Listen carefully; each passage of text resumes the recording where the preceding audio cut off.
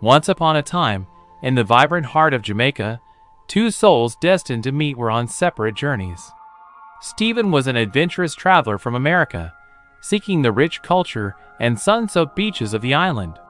Meanwhile, Lucille, a bubbly woman with Jamaican heritage, had come back to reconnect with her roots, soaking in the rhythm of her ancestors. One radiant afternoon, Stephen strolled along Negro's 7-mile beach, captivated by the turquoise waves and the scent of jerk chicken wafting through the air. He spotted a lively festival in the distance and, curious, he wandered over. The vibrant colors of the dancers, the infectious laughter, and the sweet sounds of reggae drew him closer. Meanwhile, Lucille was at the same festival, her heart racing with excitement.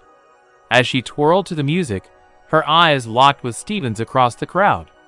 There was an instant spark, a connection that felt as if the universe had conspired to bring them together.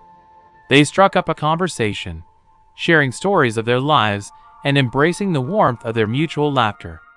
Lucille spoke fondly of her grandmother's tales of Jamaica, while Stephen shared his dreams of exploring every corner of the globe.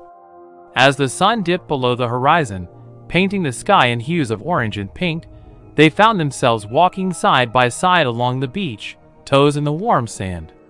With every shared glance, the bond deepened, transcending the confines of their separate journeys.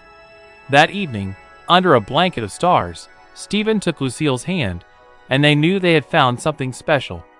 It was a love born not just from chance, but from the melody of shared heritage, laughter, and the beauty of two lives converging in paradise.